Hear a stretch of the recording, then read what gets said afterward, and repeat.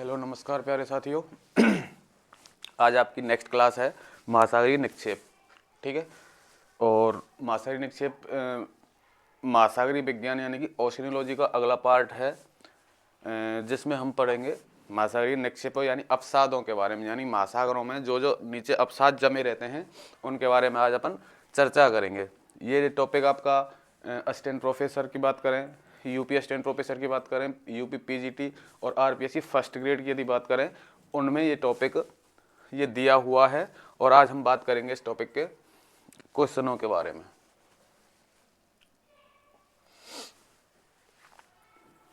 पहला क्वेश्चन है, गंभीर समुद्री नितल में निम्नलिखित में से कौन से निक्षेप मिलते हैं? गंभीर समुद्री नितल की बात कर रहा है।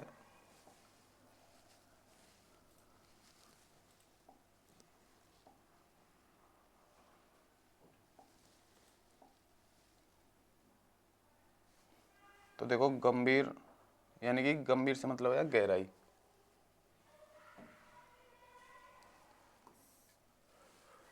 समुद्र की गहराई में कौन से निक्षेप में से मिलते हैं? तो देखो, निक्षेपों का गहराई की ओर एक क्रम होता है। सबसे पहले ऊपर यानी कि स्थल भाग की ओर महाद्वीपीय मग्न तटों की ओर मिलती है बजरी,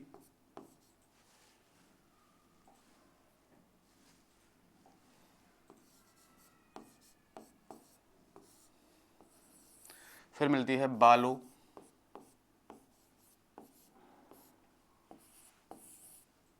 फिर मिलती है गाद, इसे हम सिल्ट भी कहते हैं, फिर मिलती है आपकी मृत्तिका, जैसे अपन क्ले भी कहते हैं, और फिर मिलती है आपकी पंख।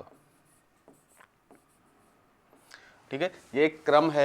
यानी कि स्थल भाग की ओर मिलती है सबसे बाहर की ओर बजरी, फिर मिलती है बालू, फिर गाद या सिल्ट, फिर मृत्तिका या क्ले, फिर पंख। यानी कि ज़्यादा गहराई में अगर जाएंगे समुद्र के में तो वहाँ पे हमको मिलेगी पंख, और सबसे पहले मिलती है बजरी। ये एक क्रम है, ठीक है, गहराई का। अब देखो, ये बात करें यहाँ तक मृत्तिका तक, सॉरी, तीसरे नंबर तक, गाद तक, तो ये मिलता है हमको 0 से 200 मीटर की गहराई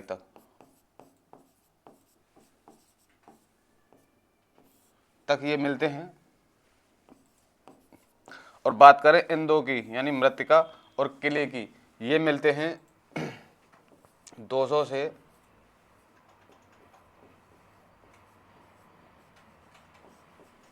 5000 मीटर की गहराई तक।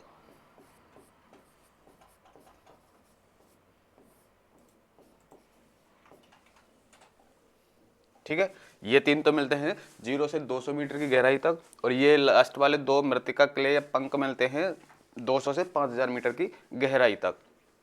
तो हमसे गंभीर यानी गहराई वाले की पूछ रहा है, तो या तो मृत्तिका होगी या पंख होगा। तो यहाँ पे दिया हुआ है, देखो, पंख और लाल मिट्टी।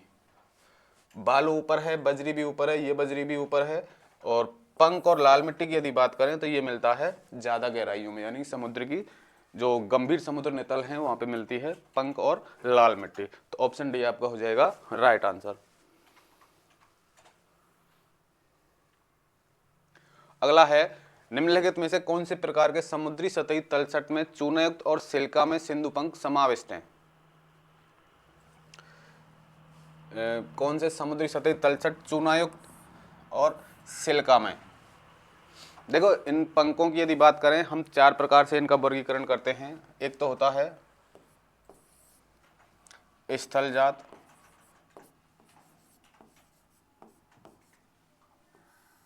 स्थलजात होता है। दूसरा होता है जैवजात, तीसरा होता है जलीय जीवजात,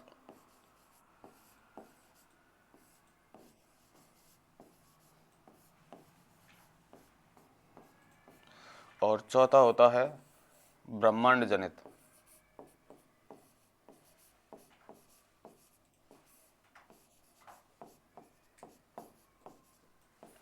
इस प्रकार से जो समुद्री तली में तलछट जमा होती है यानी निक्षेप होते हैं, इस प्रकार से इनका निर्माण या इससे उत्पन्न होते हैं ये स्थलजात, यानी कि स्थल भाग से जो कुछ अपशिष्ट पदार्थ नदियों द्वारा बहाकर या हवाओं द्वारा बहाकर समुद्र की ओर ले जाए जाते हैं और ये जाकर समुद्र में जम जाते हैं, वो तो कहलाते हैं स्थलजात, जो कि स्थल भाग से जाते हैं।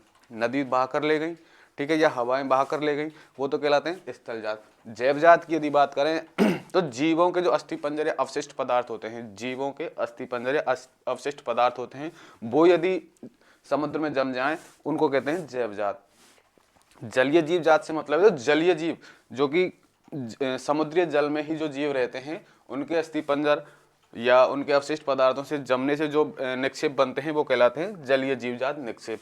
अगला है ब्रह्मांड जनित। ब्रह्मांड जनित से मतलब है जो उल्का पिंड वगैरह उनके अवशिष्ट जो आ जाते हैं समुद्र की सतह पर और जाके नीचे जम जाते हैं, उनको कहते हैं अपन ब्रह्मांड जनित। तो ये 4 प्रकार के होते हैं, स्थलजात, जैवजात, जलीय जीवजात और ब्रह्मांड जनित। ठीक है, अब देखते हैं चूनायुक्त और सिलिका में सिंधु पंख समाविष्ट हैं। देखो जो आपके जलीय जीवजात होते हैं, जलीय जीवजात और जैवजात, ये जीवों से जो निर्मित होते हैं, इनमें 2 प्रकार से होते हैं, सिलिका युक्त, जिनका निर्माण सिलिकायुक्त पदार्थों से होता है, और एक होता है चूनायुक्त, जिनका निर्माण चूनायुक्त पदार्थों से होता है। इनमें भी यदि अपन बात करें तो सिलिका में होते हैं पहला राइवोलिजियन,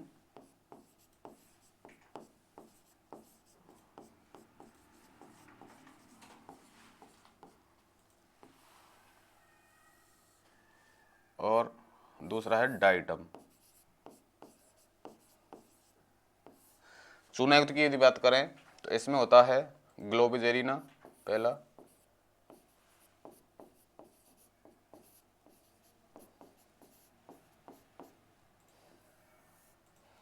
और दूसरा होता है टेरापॉड। ठीक है, सिलिका युक्त यदि ऊज की या निक्षेपों की बात करें तो राइवोलिजियन और डाइटम 2 प्रकार के होते हैं, और चूनायुक्त की यदि बात करें तो ग्लोबिजेरिना और टेरापॉड, ये 2 प्रकार से होते हैं। जैवजात जो होते हैं सिलिका युक्त और चूनायुक्त। तो इसमें है आपका देखो ऑप्शन बी में है जीवजात, यानी कि जीवों से निर्मित जो निक्षेप होते हैं उनके अस्थिपंजरों से, वो कहलाते हैं जीवजात निक्षेप, जो कि चूनायुक्त और सिलिकायुक्त सिंधु पंख इसमें समाविष्ट किए जाते हैं। तो ऑप्शन बी आपका हो जाएगा राइट आंसर। अगला है ज्वालामुखी उत्पत्ति समुद्र की सतह में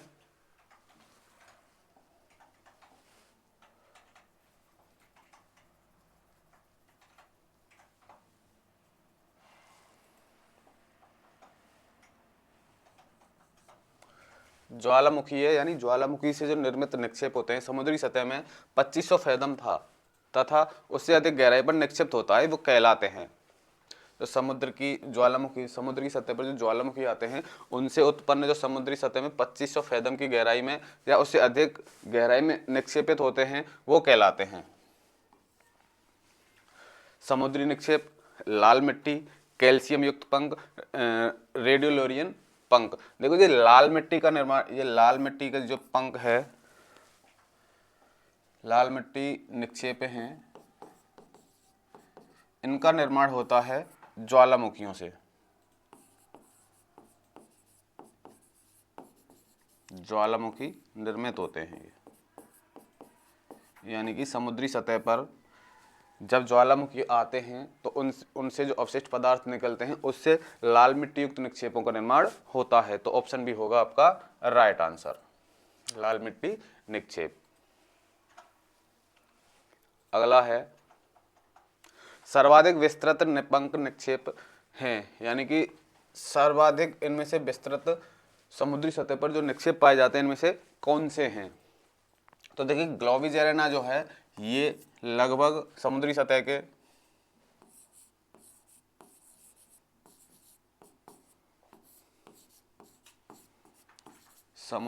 के लगभग 40% भाग पर फैले हुए हैं,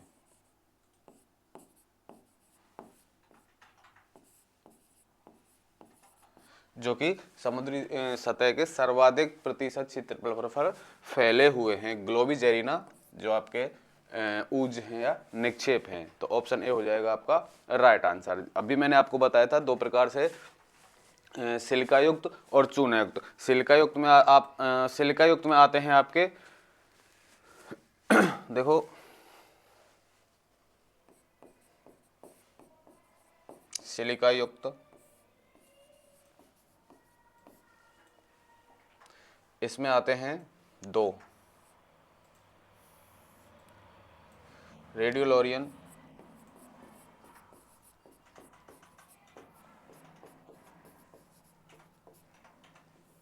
और डायटम, ठीक है। और यदि बात करें चूनायुक्त की, इनसे ज़्यादातर क्वेश्चन पूछे जाते हैं, चूनायुक्त और सिलिकायुक्त से। इनमें कौन कौन से आते हैं ये आपको याद रखने हैं। इसमें भी दो आते हैं, ग्लोबिजेरिना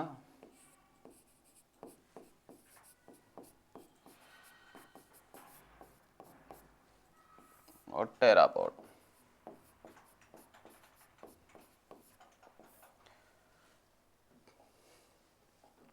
चूनायुक्त और सिलिकायुक्त आपको ध्यान रखना है। चूनायुक्त में ग्लोबिजेरिना, टेरापॉड, सिलिकायुक्त में रेडियोलोरियन और डायटम। और सर्वाधिक यदि बात करें तो ग्लोबिजेरिना सर्वाधिक समुद्री सतह पर फैले हुए हैं। तो ऑप्शन ए हो जाएगा आपका राइट आंसर।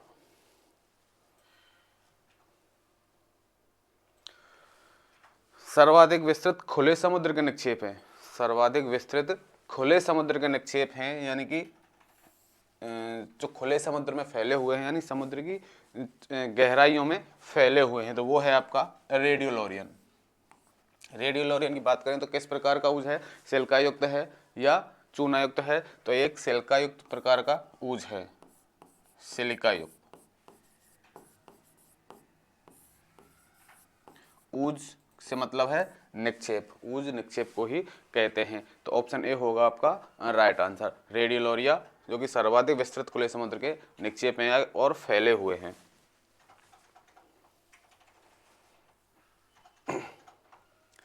अगला है, लाल मृत्तिका मुख्यतः बनी होती है, लाल मृत्तिका मुख्यतः बनी होती है। मैंने अभी आपको बताया था कि जब समुद्री सतह पर ज्वालामुखी आते हैं, समुद्री सतह पर ज्वालामुखी आते हैं, उनसे निकले जो अवशिष्ट पदार्थ होते हैं, समुद्री सतह पर आने वाले ज्वालामुखियों से निकले अवशिष्ट पदार्थों से निर्माण होता है लाल मृत्तिका का।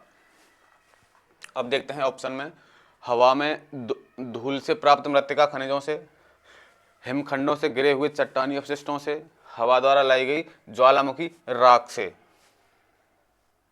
तो इसका आंसर है हवा द्वारा लाई गई ज्वालामुखी राख से। ऑप्शन सी आपका राइट आंसर हो जाएगा। ये ज्वालामुखी जो राख होती है वो या तो समुद्री सतह पर हो या स्थलीय भाग से हवाओं द्वारा लाई गई हो, उससे निर्माण होता है लाल मृत्तिका या रेड क्ले का। तो ऑप्शन सी होगा आपका राइट आंसर। नेक्स्ट क्वेश्चन है, कौन से निक्षेप महासागर की तलछट के सर्वाधिक भाग को घेरे रहता है? कौन सा निक्षेप महासागर की तलछट के सर्वाधिक भाग को घेरे रहता है? मैंने आपको चार प्रकार के निक्षेप बताए हैं। पहला है जिनमें से स्थलजात निक्षेप, और दूसरा है जैवजात निक्षेप,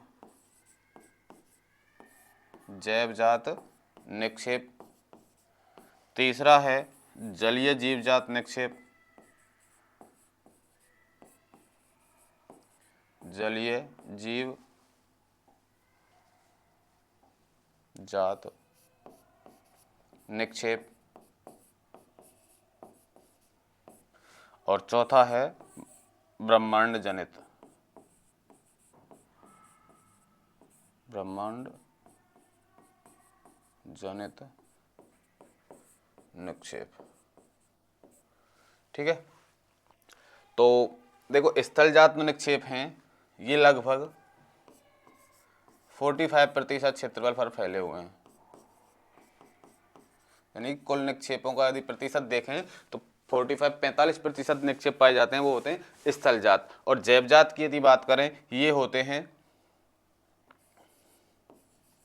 55% लगभग। दोनों देखो स्थलजात मिलते हैं 45% क्षेत्रफल पर और जैवजात मिलते हैं 55% क्षेत्रफल पर।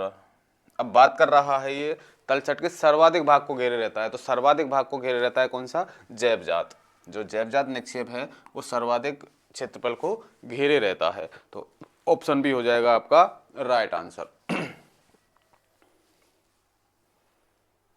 अगला है अटलांटिक महासागर की सतह मुख्यतः किस प्रकार के निपंक से ढकी रहती है, यानी कि इनमें से कौन सा जो निक्षेप है वो अटलांटिक महासागर में सर्वाधिक पाया जाता है? तो वो है आपका ग्लोबिजेरिना। ग्लोबिजेरिना जो है निक्षेप ये अटलांटिक महासागर की सतह पर मुख्यतः पाया जाता है, यानी कि अटलांटिक महासागर और इसका सर्वाधिक विस्तार पाया जाता है। तो ग्लोबिजेरिना की यदि बात करें किस प्रकार का ऊज है ये ग्लोबिजेरिना? चूनायुक्त।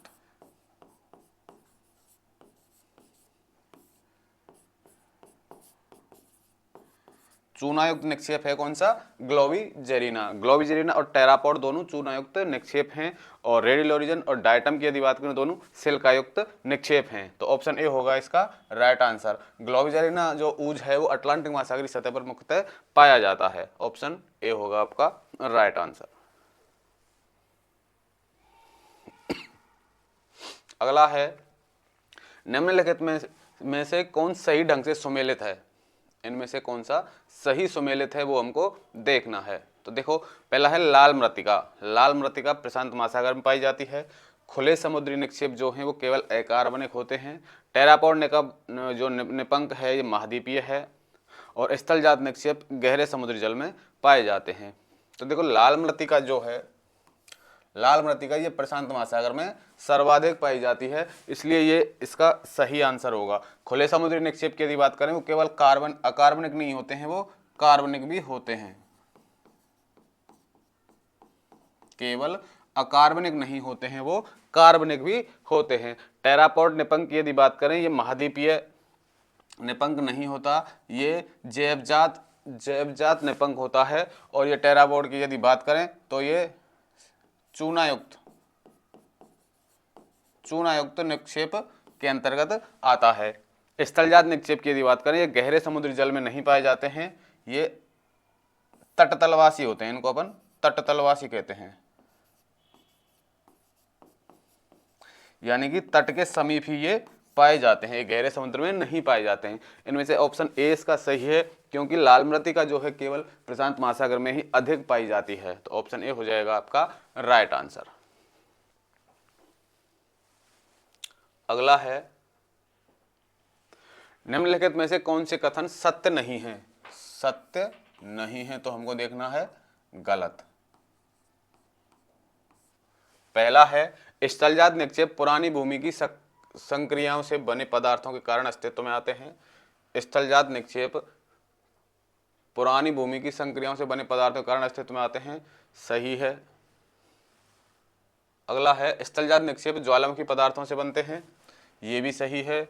स्थलजात निक्षेप समुद्री आधार पर रहने वाले पौधों जीव जंतुओं के अवशेष से बने होते हैं, समुद्री से नहीं बनते। अगर समुद्री से बनेंगे तो ये जलीय जीव जनित हो जाएगा, इसका मतलब समुद्री आधार पर जलीय जीव जनित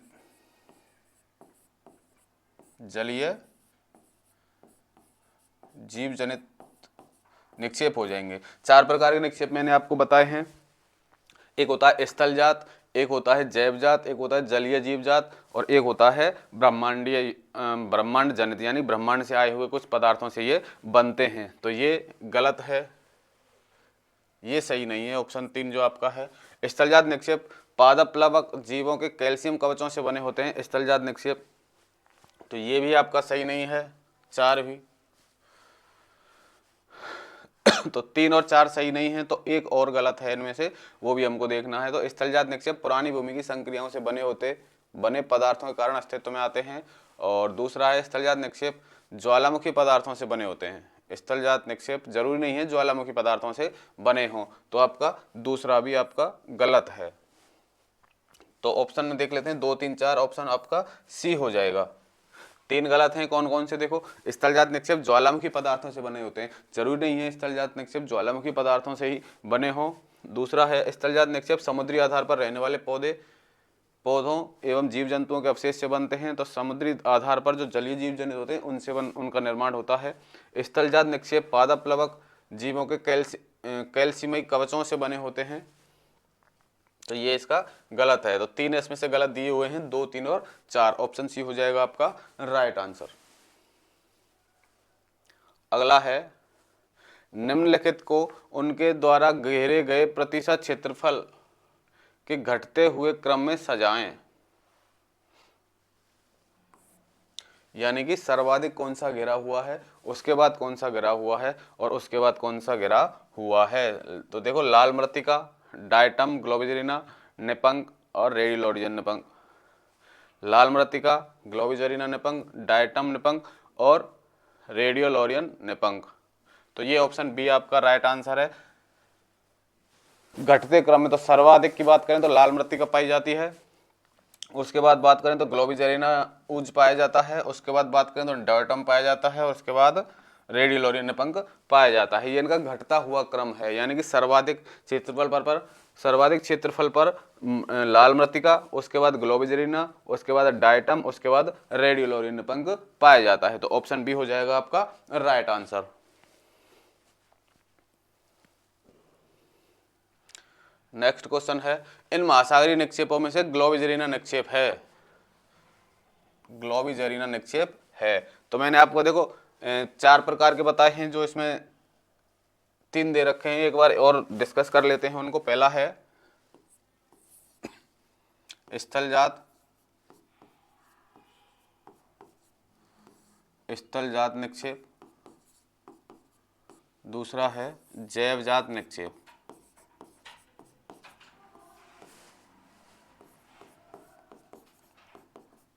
तीसरा है जलीय जीवजात निक्षेप,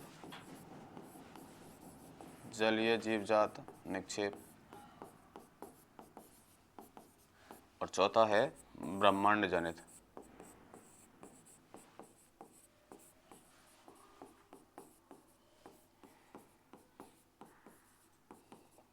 इसमें से देखो जैवजात निक्षेप जो है, जैवजात निक्षेप ये 2 प्रकार के होते हैं।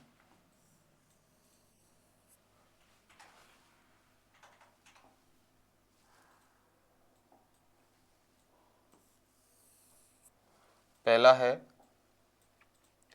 सिलिका युक्त, और दूसरा है चूना युक्त।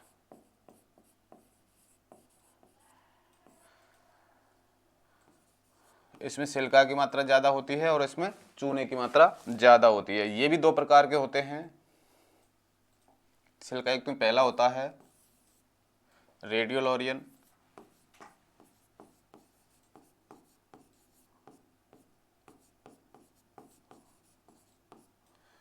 और दूसरा होता है डायटम। ठीक है। और चूना युक्त भी 2 प्रकार के होते हैं। पहला होता है ग्लोबिजेरिना,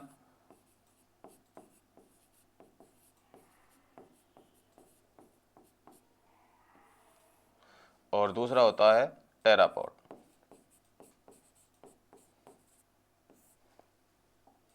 तो इस प्रकार से ये निक्षेपों का वर्गीकरण किया गया है। अब आप देखते हैं कि इसमें से कौन सा पूछा है, ग्लोबिजेरिना। तो ग्लोबिजेरिना निक्षेप इनमें से किस प्रकार से संबंधित है, तो ग्लोबिजेरिना है आपका चूनायुक्त, और चूनायुक्त है जैवजात। अब देखते हैं इनमें से ऑप्शन में कौन सा दिया हुआ है, ऑप्शन सी जैवजात निक्षेप, यानी कि ग्लोबिजेरिना जो है वो जैवजात निक्षेपों का वर्गीकरण है। तो ऑप्शन सी हो जाएगा आपका राइट आंसर। अगला है चूना प्रधान अंक है। तो देखो चूना प्रधान और सिलिका प्रधान मैंने अभी आपको दोनों बताए हैं। देखो चूना प्रधान और सिलिका प्रधान। ऊज में से क्वेश्चन ज्यादातर आता है तो यहीं से पूछा जाता है, इन दोनों से ही पूछ लिया जाता है, ठीक है, सिलिका प्रधान और चूना प्रधान से ही। तो चूना प्रधान में पहला होता है ग्लोबिजेरिना,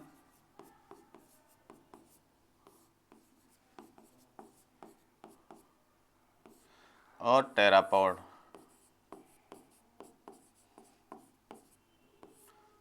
और सिलिका प्रधानों की यदि बात करें तो इसमें होता है रेडियोलिजियन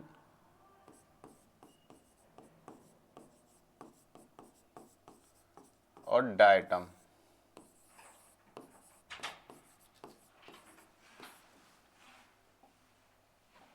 ये सिलिका प्रधान है और ये चूना प्रधान के दो प्रकार हैं। अब इनमें भी हमसे पूछा है चूना प्रधान कौन सा है इनमें से, तो चूना प्रधान कौन कौन से हैं, ग्लोबिजेरिना और टेरापॉड। और इसमें ऑप्शन में पहले में ही दे रखा है ऑप्शन ए ग्लोबिजेरिना, तो ऑप्शन ए हो जाएगा आपका राइट आंसर, ग्लोबिजेरिना चूना प्रधान ऊज है। नेक्स्ट अगला है मरे द्वारा पंख के वर्गीकरण के आधार पर महासागरों के चारों ओर नीले पंख का रंग नीला काला केवल किसके कारण होता है। देखो जो पंख हैं ये तीन प्रकार के होते हैं पंख, हरा पंख, नीला पंख और एक होता है लाल पंख।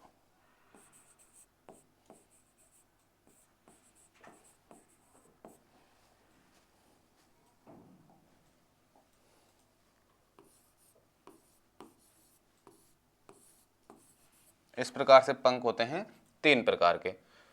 अब बात कर रहा है ये नीले पंख की, तो देखो नीला पंख और लाल पंख, नीला पंख और लाल पंख की यदि बात करें तो इनमें पाया जाता है फेरस ऑक्साइड,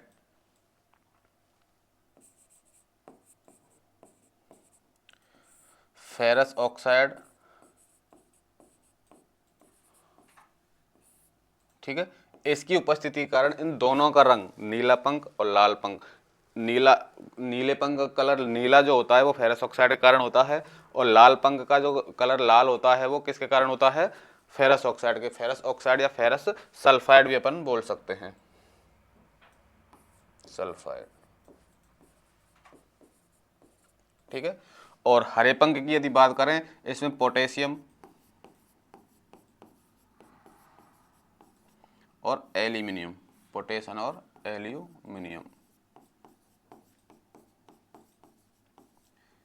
पोटेशियम और एल्यूमिनियम के कारण इसका रंग हरा होता है, ठीक है। तीन प्रकार के होते हैं पंख, हरा पंख, नीला पंख और लाल पंख। इनके कलर की यदि बात करें तो हरा पंख किसके कारण होता है, पोटेशियम और एल्यूमिनियम के कारण, और नीला पंख और लाल पंख का इनका कलर नीला और लाल किसके कारण होता है, फेरस ऑक्साइड और फेरस सल्फाइड के कारण।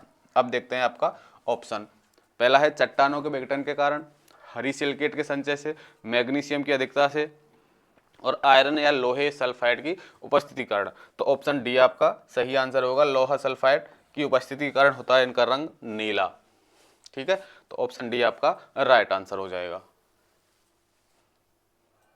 अगला है निम्न में से सिलिका में ऊज कौन से हैं, सिलिका में ऊज कौन से हैं। मैंने कई बार आपको बता दिया है सिलिका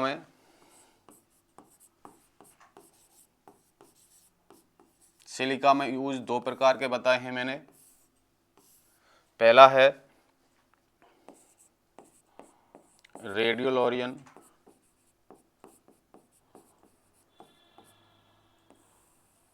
और डायटम, ठीक है। सिलिका में ऊज दो हैं, रेडियोलोरियन और डायटम। अब देखते हैं आपका ऑप्शन, टेरापॉड है क्या, नहीं है, डायटम है क्या, है, और डी, बी और डी जिसमें दिया हुआ है आपका वो है ऑप्शन ए, ऑप्शन ए हो जाएगा राइट आंसर। सिलिका में और रेडियोलोरियन दोनों कौन से हैं, सॉरी सिलिका में रेडियोलोरियन और डायटम दोनों सिलिका में प्रकार के ऊज हैं, रेडियोलोरियन और डायटम बी और डी। टेरापॉड और ग्लोबिजेराना की यदि बात करें तो ये दोनों किस प्रकार के हैं, चूना प्रधान।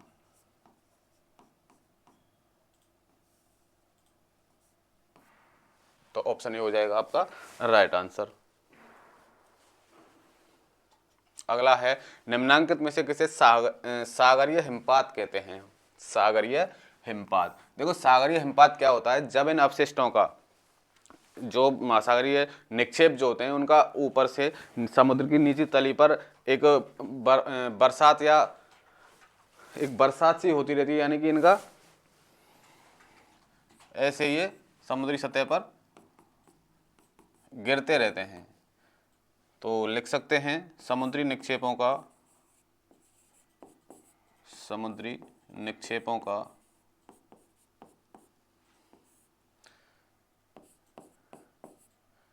गिरना, समुद्री निक्षेपों का लगातार गिरना एक बरसात की तरह हमको देखने में लगती है, तो उसे अपन कहते हैं सागरीय हिमपात। अब देखते हैं ऑप्शन में, सागरीय सतह पर हिमतूल का लगातार गिरना कहलाता है क्या, नहीं। सागरीय सतह पर ओले का लगातार गिरना, तो ये भी नहीं है। महासागरीय नितल पर हिमगोटिका का लगातार गिरना, ये भी नहीं है। महासागरीय नितल पर लगातार अत्यंत छोटे सागरीय अवसादों का गिरना, महासागरीय नितल पर लगातार अत्यंत छोटे सागरीय अवसादों का गिरना क्या कहलाता है, महासागरीय हिमपात। तो ऑप्शन डी हो जाएगा आपका राइट आंसर। सागरीय नितल पर लगातार अत्यंत छोटे छोटे सागरीय निक्षेप होते हैं, उनका गिरना क्या कहलाता है, सागरीय हिमपात। ऑप्शन डी आपका राइट आंसर हो जाएगा।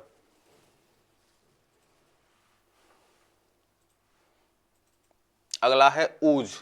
ऊज एक है, ऊज निक्षेप को ही अपन कहते हैं, महासागरीय निक्षेप को ही। तो इनमें से देखते हैं ऊज एक गाद है क्या, मृतिका है क्या, गंभीर सागरीय निक्षेप है क्या। तो गंभीर सागरीय निक्षेप ही कहलाते हैं ऊज। गंभीर सागरीय निक्षेपों को क्या कहते हैं अपन, ऊज। ऑप्शन सी होगा आपका राइट आंसर। अगला है तट से सागर के गहरे भाग की ओर भूमि निक्षेप का निम्नलिखित में से कौन सा सही अनुक्रम है। तो मैंने अनुक्रम आपको बताया है, एक बार और देखते हैं। पहला है बजरी, उसके बाद मिलती है बालू या रेत, उसके बाद मिलती है गाद या सिल्ट भी कहते हैं जैसे अपन, उसके बाद मिलती है मृतिका जिसे अपन क्ले भी कहते हैं, और सबसे अंत में मिलती है पंख। ठीक है, ये क्रम है, यानी तट से और गहराई की ओर यदि जाएंगे तो सबसे पहले मिलेगी आपको बजरी, उसके बाद बालू या रेत, फिर गाद या सिल्ट, मृतिका क्ले, और उसके बाद पंख। अब इनमें से देखते हैं सबसे पहले कौन सा मिल रहा है, रेत, यानी कि 3 रेत मिल रहा है, उसके बाद गाद मिल रहा है, यानी पहले पे ये होगा 3, और फिर कौन सा होगा, गाद दूसरे पे ये होगा, और फिर है मृतिका तीसरे पे ये होगा, और चौथे पे ये होगा। यानी कि इनका बनेगा 3 4 1 2, 3 4 1 2। तो ऑप्शन डी में है 3 4 1 2। ये एक क्रम है, आपको याद रखना है। ऑप्शन डी आपका राइट आंसर। अगला है हरित पंख नैरेटिव जमाव प्रधानतया मिलते हैं, यानी कि जो हरित पंख आपको 3 प्रकार के बताए हैं। पहला है लाल पंख, दूसरा है हरा पंख, और तीसरा है नीला पंख। तो इनमें से पूछा है हरित पंख जो जमाव हैं वो प्रधानतया कहाँ मिलते हैं। हरित पंख तो ये मिलते हैं, देखो जापान सागर के आसपास, जापान सागर के आसपास। और हरे पंख की यदि बात करें, हमको हरा पूछा है तो नीला तो मिलता है, सॉरी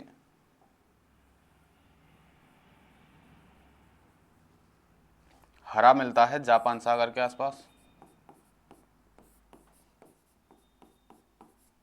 और नीला पंख मिलता है आपका उत्तरी सागर या रूम सागर कह सकते हैं, उत्तरी सागर कह सकते हैं, भूमध्य सागर और बांदा सागर भी इसमें आता है, बांदा सागर। और लाल पंख की यदि बात करें, ये मिलता है काला सागर और ब्राजील के आसपास। ठीक है, ये 3 प्रकार के ऊज हैं, लाल पंख, हरा पंख और नीला पंख। इनकी यदि बात करें तो इनका वितरण कहाँ कहाँ पे मिलता है, तो लाल पंख तो मिलता है काला सागर और ब्राजील के आसपास, हरा पंख मिलता है जापान सागर के आसपास और नीला पंख मिलता है उत्तरी सागर, भूमध्य सागर या बांदा सागर के आसपास। तो हमसे पूछा है हरा पंख के बारे में, तो हरा पंख आपको मिलता है ऑप्शन सी में है जापान सागर के आसपास। नेक्स्ट क्वेश्चन है, रेडियोलेरियन निपंख घटित होते हैं, यानी कि रेडियोलेरियन जो निपंख हैं ये कहाँ पर हमको देखने को मिलते हैं ज़्यादातर। तो इनकी अगर गहराई की बात करें तो इनकी गहराई है 2000 से 5000 फैदम की गहराई में, 2000 से 5000 फैदम की गहराई में देखने को मिलते हैं हमको रेडियोलेरियन निपंख या रेडियोलेरियन निक्षेप। तो रेडियोलेरियन निक्षेप की यदि बात करें तो किस प्रकार का निक्षेप है ये सिलिका युक्त निक्षेप है, सिलिका युक्त। ठीक है, सिलिका युक्त निक्षेप है, ये हमको देखना है। तो ऑप्शन सी होगा आपका राइट आंसर। अगला देखते हैं, पैलेजिक निक्षेप मुख्यतः निम्न में से किस गहराई में पाए जाते हैं। पैलेजिक, देखो 2 प्रकार के निक्षेप होते हैं, नैरेटिक और पैलेजिक। नैरेटिक निक्षेप और दूसरा होता है पैलेजिक।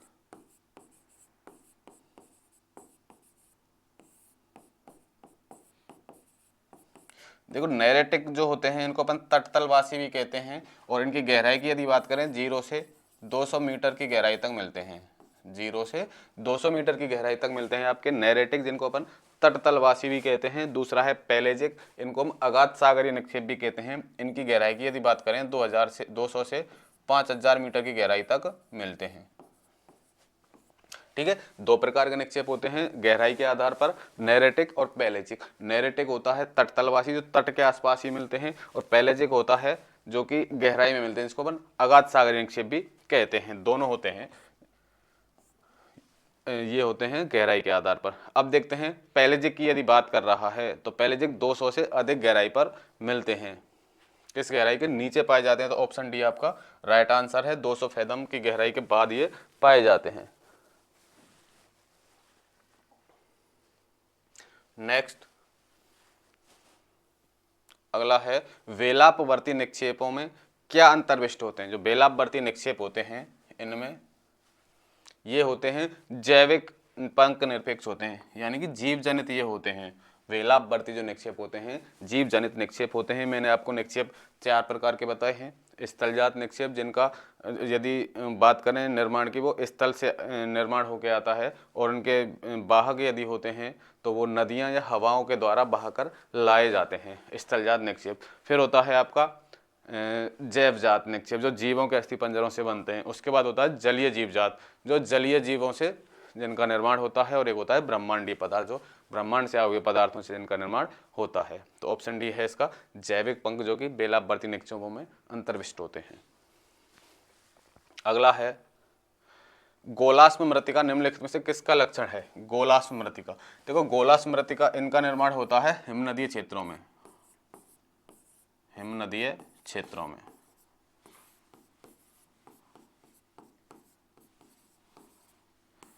तो गोलाश्म मृत्तिका किसका लक्षण है, ऑप्शन देखते हैं। यांत्रिक अपक्ष है, नदी निक्षेप, वृत्त, हिमनदीय निक्षेप का। मैंने जब आपको हिमानी द्वारा निर्मित स्थलाकृतियों के बारे में बताया था तो ये इस गोलाश्म के बारे में भी आपको बताया। इनसे निर्मित जो छोटे छोटे कंकड़ पत्थर होते हैं उनको अपन गोलाश्म कहते हैं। गोलाश्म का गुट्टिका, कणिका, ये सब हिमनदीय निक्षेप के उदाहरण हैं। तो ऑप्शन डी होगा आपका राइट आंसर।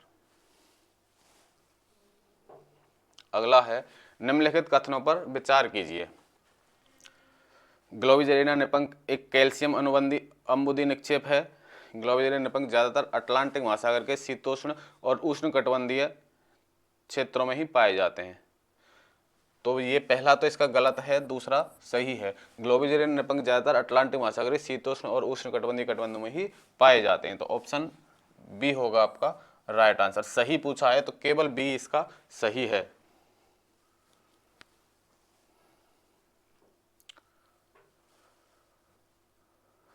तो ये थी आपकी महासागरीय निक्षेपों से संबंधित क्लास। वीडियो यदि आपको यूजफुल लग रही है तो चैनल को सब्सक्राइब करना ना भूलें और ज़्यादा से ज़्यादा अपने दोस्तों के साथ शेयर भी करें। मिलते हैं अगली क्लास में, तब तक के लिए थैंक यू।